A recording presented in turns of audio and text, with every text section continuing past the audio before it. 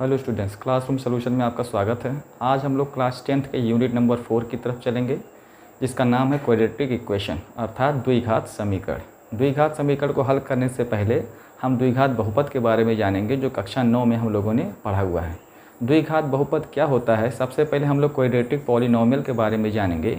एक ऐसा पॉलिनोमियल जिसमें सबसे बड़ा जो इंडेक्स पावर होता है वो 2 की होनी चाहिए। मतलब जिस बहुपद की सबसे बड़ी घात 2 की होती है अर्थात सर्वोच्च घात 2 की हो, वो हमारा होता है द्विघात बहुपद। जिसका मानक रूप अगर हम ध्यान से देखेंगे तो उस बहुपद को हम लोग दिखाते थे ax² plus bx plus c। ये जो आप देख रहे हैं, ये जो पॉलिनोमियल है, ये चर x का बहुपद है और ये हमारा द्विघाती बहुपद है, क्योंकि यहाँ पर सबसे बड़ा पावर जो है वो 2 का है। ठीक है। अब द्विघात समीकरण क्या होता है कि जब हम द्विघात बहुपद का कंपैरिजन अर्थात तुलना वो हम कर देते हैं किससे? 0 से, तो वो द्विघाती बहुपद बदल जाता है द्विघात समीकरण में। ठीक है। तो ये आपको जानना ज़रूरत था कि आखिर द्विघात समीकरण है क्या। तो द्विघात समीकरण का रूप जो लिया गया वो सबसे पहले द्विघात बहुपद से लिया गया है, और जब द्विघात बहुपद का कंपैरिजन अर्थात तुलना हम 0 से कर देते हैं तो वो हमारा हो जाता है द्विघात समीकरण। ठीक है। तो यहाँ पर आपको ध्यान देना है कि ये a, b और c, जैसा कि हम लोगों ने पहले ही पढ़ा हुआ है, a, b, c जो है वो हमारे वास्तविक संख्याएं हैं, और x² x, ठीक है, ये हमारे एक चर का बहुपद होगा। तो यहाँ पर इक्वेशन नंबर किसी भी तरीके से सॉल्व करने के लिए हमको सबसे पहले उसके बारे में बेसिक मालूम होने चाहिए कि आखिर द्विघात बहुपद क्या है, द्विघात समीकरण क्या है। तो यहाँ हम लोगों ने सीख लिया कि आखिर द्विघात बहुपद क्या है। जिस बहुपद की सर्वोच्च घात 2 की है वो हमारा द्विघाती बहुपद है, और अगर द्विघात बहुपद का कंपेरिजन हम 0 से कर देते हैं तो बदल जाता है वो द्विघाती समीकरण में। ठीक है। तो यहाँ हम लोगों ने एक्सरसाइज 4.1 को सिलेक्ट किया हुआ है और उसमें से कुछ 5 प्रश्न को ले लिया है। इन 5 प्रश्नों में हमसे प्रश्न क्या किया गया है कि सबसे पहले आप ये जांच लीजिए कि ये जो इक्वेशन लिखे गए हैं ये हमारे द्विघाती समीकरण क्वाड्रेटिक इक्वेशन हैं या नहीं है। ठीक है। तो सबसे पहला देखिए, टॉपिक भी बहुत अच्छा है, चैप्टर भी बहुत अच्छे तरीके से एनसीईआरटी वालों ने यहाँ पर सेलेक्ट किया हुआ है कि सबसे पहले ही आपको ये चेक करना बताया गया है कि आप कैसे पता कर पाएंगे कि ये द्विघात समीकरण है अथवा नहीं है। तो यहाँ पर हमको आइडेंटिटी और बेसिक चीज़ों के बारे में मालूम होना चाहिए। तो यहाँ पर सबसे पहले क्या करेंगे, हम एक एक प्रश्नों को हल करेंगे। गौर करिएगा, कभी भी आप शॉर्टकट यहाँ पर यूज़ नहीं करेंगे कि किसी का पावर 2 देखकर हम ये अंदाज़ा नहीं लगा सकते हैं कि वो द्विघात समीकरण होगा अथवा नहीं होगा। जैसे कुछ छात्र क्या करते हैं, वो जल्दबाजी में जब पावर 2 देख लिए तो बिना सोल्यूशन के कह देते हैं कि हाँ ये हो सकता है, यहाँ पर पावर 2 की है तो ये द्विघाती समीकरण हो गया, जबकि ऐसा कभी कभी नहीं होता है। ठीक है। तो चलिए हम प्रश्न संख्या 1 को सरल करते हैं। क्वेश्चन नंबर ए में इसका जो सॉल्यूशन दिया गया है, हम पहले दोनों साइड को लिख लेंगे। दिया गया है x + 1 whole square is equal to 2 × x - 3। अब यहाँ पर हम ध्यान देंगे कि लेफ्ट हैंड साइड में ये जो हमारा आइडेंटिटी है a + b का होल स्क्वायर, और यहाँ पर ये इसको हम डिवाइड करके ब्रैकेट को रूल करेंगे। अब यहाँ पर देखेंगे, हम दोनों साइड को एक साथ हल करेंगे। तो सबसे पहले यहाँ पर a + b का होल स्क्वायर का फार्मूला यूज़ करेंगे, तो ये लिखा जाएगा a² + 2ab। तो ab x × 1 और 2, तो इसको लिखा जाएगा 2x + b², तो 1 का स्क्वायर होगा 1। ये आप तो जानते भी हैं। इस ब्रैकेट को रिमूव करेंगे तो 2x - 6। सारी बेसिक चीज़ें आपको, ब्रैकेट का रिमूवल भी आपको मालूम है किस तरीके से करते हैं, तो ये चीज़ें आप पहले कर देंगे। अब यहाँ पर हम क्या करेंगे, लाइक और अनलाइक, जैसे कि आप जानते हैं सजाती और बिजाती, ऐसे पदों को हम एक साइड में रखते हैं। तो यहाँ पर देखेंगे, यहाँ पर 2x और 2x, यहाँ आप गौर करेंगे लेफ्ट हैंड साइड और राइट साइड में समय दो एक जैसे पक्ष जो दिखाई देते हैं, अगर उनके चिन्ह समान होते हैं तो आप उनको तुरंत ही क्रॉस कर सकते हैं, कट कर सकते हैं, क्योंकि उनका पक्षांतर भी करेंगे तो उनका वैल्यूएशन 0 हो जाएगा। ठीक है। तो यहाँ 2x और 2x का चिन्ह एक समान था, इसलिए हमने दोनों को वहाँ कैंसिल कर दिया। अब यहाँ पर आप गौर करेंगे, पक्षांतर करने में आप पाएंगे x² + 1, यहाँ पर आएगा +6 = 0। तब यहाँ पर सॉल्व करने पर x² + 7 = 0। अब आप ध्यान देंगे, सबसे पहले x² + 7 = 0। अब इसका कंपैरिजन हमको करना है द्विघात समीकरण के मानक रूप से। अब मानक रूप आप जरा देखेंगे, ये होता है ax² plus B X plus C is equal to 0। ठीक है, अब आप ज़रा गौर करिएगा कि क्या एक्स स्क्वायर प्लस 7 उस रूप में दिखाई दे रहा है। जी बिल्कुल दिखाई दे रहा है। देखिए यहाँ पर एक्स स्क्वायर है और वहाँ पर 1 के जगह पर, देखिए ए के जगह पर क्या लिखा जा सकता है 1, कोफिशिएंट 1 माना जाता है। अब यहाँ पर आप देखेंगे कि यहाँ पर बी एक्स का तो कोई टर्म्स है ही नहीं है, लेकिन हम यहाँ इसको 0 इंटू एक्स लिख सकते हैं। हमने लिखा भी कुछ नहीं है, 0 इंटू एक्स। जब किसी नंबर में हम 0 को मल्टीप्लाई करते हैं तो 0 का रूल होता है, पूरा प्रोडक्ट 0 होता है, तो इसको 0 इंटू एक्स हम लिख सकते हैं। और यहाँ पर देखेंगे, यहाँ पर 7 इंटू एक्स इंडेक्स 0, तो ये सेम वही रूप आपको दिखाई दे रहा है, अर्थात मानक रूप इसका मिल रहा है। तो हम जब मानक रूप से इसका कंपैरिजन करेंगे तो आप कह सकते हैं कि because x square plus 7 is equal to 0, A x square plus B X plus C is equal to 0 का एक रूप है, इसलिए x plus 1 whole square is equal to 2 into x minus 3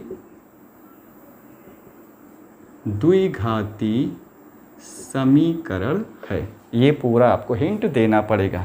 हम कंपैरिजन करेंगे, हर इस क्वेश्चन का कंपैरिजन हम मानक रूप से करेंगे। अगर मानक रूप से कंपैरिजन करने पर हमको वो उत्तर मिलता है तो दिया गया समीकरण हमारा द्विघाती समीकरण होगा, अन्यथा नहीं होगा। ठीक है, तो इस तरीके से हम लोगों ने पहला क्वेश्चन सॉल्व कर लिया कि हाँ क्वेश्चन नंबर फर्स्ट जो है वो हमारा द्विघाती समीकरण होगा।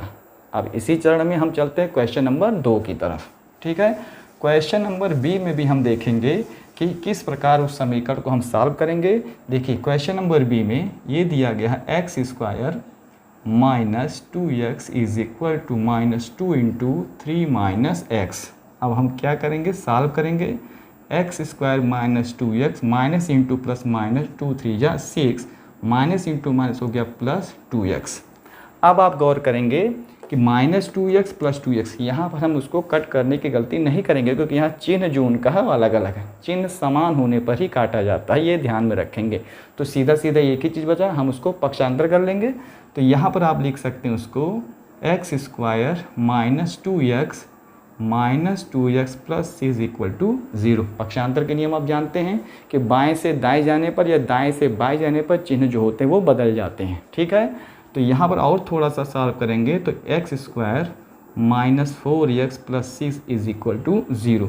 अब तो ये सीधा सीधा आपको जो मानक रूप में दिखाई ही दे रहा है, लेकिन आंसर लिखते वक्त आप क्या लिखेंगे कि चूंकि यह समीकरण ax square plus bx plus c is equal to 0 का रूप है, इसलिए यह द्विघाती समीकरण है। ठीक है, ये जो समीकरण है ये हमारा मानक रूप के बिल्कुल दिखाई दे रहा है, तो ये हमारा द्विघाती समीकरण होगा। ठीक, अब हम चलते हैं अपने प्रश्न संख्या 3 की तरफ, जो दोनों से देखने में थोड़ा अलग टाइप का है, हम उसको भी हल कर लेते हैं। तो प्रश्न संख्या 3 में हम ध्यान से देखेंगे कि दोनों पक्ष में क्या कहा गया है। x minus 2 into x plus 1 is equal to x minus 1 into x plus 3। ठीक है, अब इसको सॉल्व करने के लिए आप या तो डिस्ट्रीब्यूटिव लॉ का यूज़ करके बारी बारी से मल्टीप्लाई करके गुणा करिए और फिर आप बाएं और दाएं पक्ष का मान निकालिए, या अगर आपको आइडेंटिटी आता हो तो आप आइडेंटिटी की सहायता से डायरेक्ट ही आंसर निकाल सकते हैं। चलिए आइडेंटिटी देखिए यहाँ पर क्या यूज़ होगा। यहाँ पर आप जानते हैं because x plus a into x plus B, ये आइडेंटिटी यहाँ पर हम यूज़ करेंगे। इस आइडेंटिटी में क्या होता है, x square plus a plus b into x plus a into b, ये आइडेंटिटी हमको ध्यान में रखना है। अब इस आइडेंटिटी में हम ज़रा लेफ्ट हैंड साइड का वैल्यू निकाल लेते हैं। तो लेफ्ट हैंड साइड देखिए x minus 2 and x plus 1। तो सबसे पहले हमको एक्स स्क्वायर जो पहला पद होगा, ए बी जो होंगे उस ब्रैकेट में हमारे पहले और दूसरे टर्म से है, तो यहाँ पर इस क्वेश्चन को लिखेंगे हम एक्स स्क्वायर प्लस ब्रैकेट में हमको लिखना है ए प्लस बी इंटू एक्स। तो ए प्लस बी मतलब -2 एंड +1, -2 एंड +1, तो इसका रिजल्ट निकलेगा आपको -1 और अगले ब्रैकेट में हमको लिखना है a इंटू बी, तो -2 एंड मल्टीप्लाई +1, तो यहाँ पर होगा -2।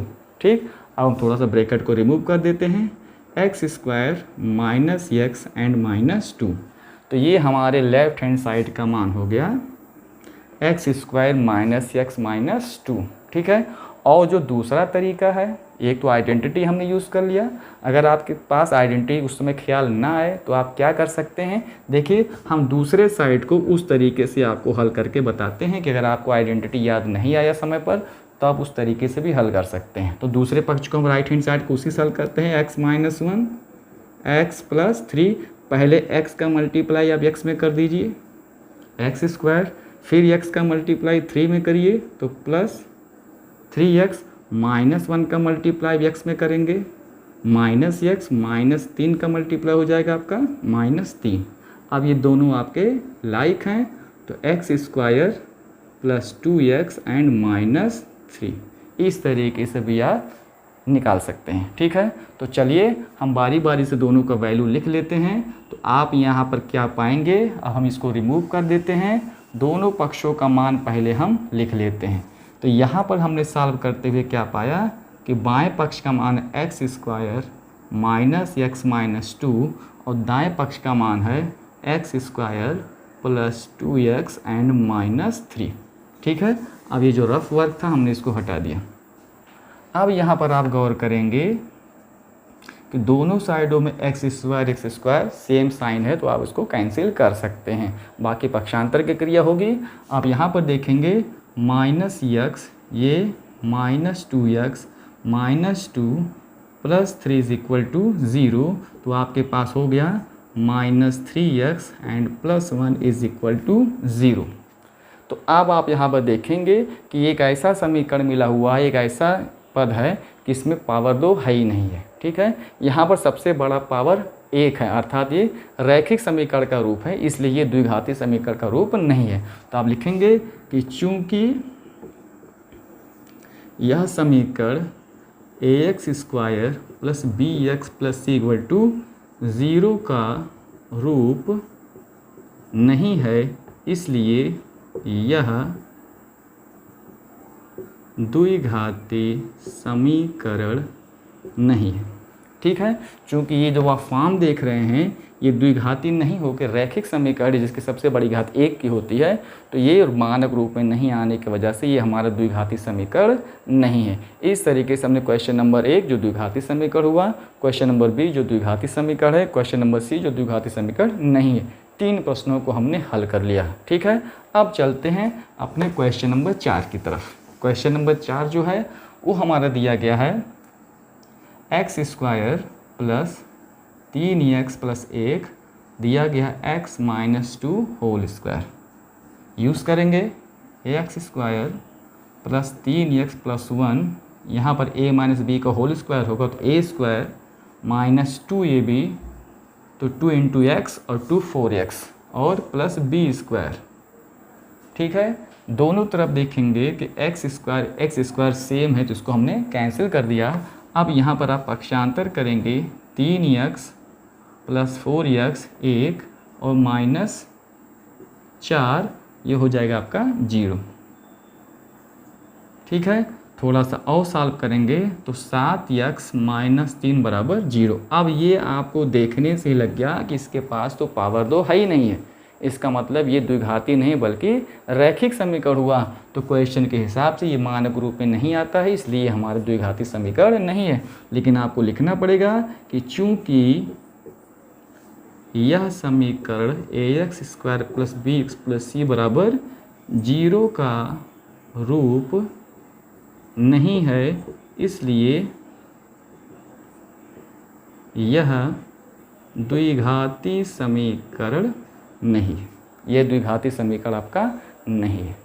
तो ये 4 प्रश्न हमने हल कर लिए, लेकिन ज़रूरी नहीं है कि वो आइडेंटिटी आपकी स्क्वायर की हो, और प्रश्न संख्या 5 की तरफ आइडेंटिटी आपकी क्यूब में भी आ सकती है।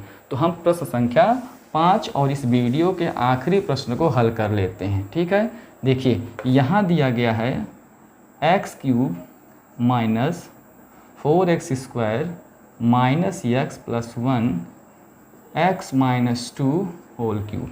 ठीक है, तो सबसे पहले ज़रा हम इस आइडेंटिटी को देखेंगे ताकि प्रश्न लगाने में हमको आसानी हो। सबसे पहला आपका होता है a माइनस बी क्यूब, जिसका फार्मूला होता है a cube minus B cube minus 3ab into a minus B, और एक स्टेप और आगे जाने पर a cube minus B cube minus 3a square B plus 3ab square, ये इसका लास्ट है।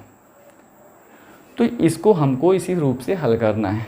सबसे पहले हम उसका वैल्यू निकाल लेते हैं। देखिए यहाँ पर दिया गया x माइनस 2 होल क्यूब है, तो a क्यूब की जगह पर हमारा हो गया x cube minus B cube, तो 2 का क्यूब आप जानते हैं 8 ही होता है, minus 3 into a square into b plus 3 into a into b square. हमने मान रख दिया a और b की जगह, a की जगह पे x रखा हुआ, b की जगह पे 2 रखा हुआ है। अब इसका जो फाइनल आंसर होगा वो होगा एक्स क्यूब माइनस 8 माइनस 3 दूना 6, 6x स्क्वायर और प्लस 2 दूनी 4, 3 हो गया आपका 12x। ये हमारा लास्ट है, किसका है? x माइनस 2 का क्यूब, जो हमको चाहिए। अब हम इस प्रश्न को हल करते हैं। So x cube minus 4x square minus x plus 1 is equal to, इसका वैल्यू रख देंगे x cube minus 8 minus 6x square और प्लस 12x। तो यहाँ एक्स क्यूब और एक्स क्यूब आपका कैंसिल कर दिया गया और कोई पद नहीं मिल रहा, तो पक्षांतर करेंगे minus 4x square minus x plus 1, ये इधर आएगा प्लस 8, आ गया इधर प्लस में, इधर आ गया माइनस में और इक्वल टू हो गया आपका 0। ठीक है, अब देखेंगे ये दोनों आपके लाइक हैं, तो प्लस 6 माइनस 4, इसलिए यहाँ पर बचा हुआ आपका वैल्यू है तो होगा प्लस 2x स्क्वायर। ठीक है, 12x माइनस में है, x में आपका माइनस भी है, फिर यहाँ पर ये दोनों ज्वाइंट होके हो जाएंगे, कितना हो गया माइनस 13x और 8 और 1 मिलके 9, ये हो गया आपका 0। देखिए अभी देखने से लग रहा था कि ये तो यहाँ पर सबसे बड़ा पावर 3 का दिखाई दे रहा है, हड़बड़ी में हम ये कह देंगे कि ये द्विघाती नहीं बल्कि ये त्रिघाती है, जबकि प्रश्न को जब आपने पूरा सॉल्व किया तो ये मिल गया आपको द्विघाती का रूप 2x square minus 13x plus 9 is equal to 0। तो इसका मतलब कि चूँकि यह ax square plus bx plus c is equal to 0 का रूप है, इसलिए यह द्विघाती समीकरण है। ठीक है, इस तरीके से हम लोगों ने पांचों प्रश्न को आज हल कर लिया और हम लोगों ने देखा कि हम किसी का रूप देखकर ये व्यक्त नहीं कर सकते हैं कि वो हमारा द्विघाती है अथवा नहीं है, जैसा कि प्रश्न संख्या 3 में। ये देखने से तो लगा कि ये त्रिघाती है, लेकिन सॉल्व करने पर पता चला कि त्रिघाती नहीं बल्कि ये हमारा क्या है, द्विघाती है। इस तरीके से हम लोगों ने 4.1 के पहले प्रश्न को हल कर लिया और हमको ये पता लगा कि हम किस प्रकार द्विघात समीकरण की जांच करके ये पता लगाएंगे कि ये द्विघाती समीकरण है अथवा नहीं। उम्मीद करते हैं कि वीडियो आपको पसंद आएगी। वीडियो पर बने रहने के लिए धन्यवाद। मेरे चैनल को सब्सक्राइब करिए, ज़्यादा कमेंट करिए और हमको आप ये बताइए कि आपको मेरे पढ़ाने का मेथड कैसा लगा। उम्मीद है कि आप मेरे चैनल पर जुड़े रहेंगे, आगे मेरे वीडियो को शेयर भी करेंगे। इसी उम्मीद के साथ आपको बहुत बहुत धन्यवाद।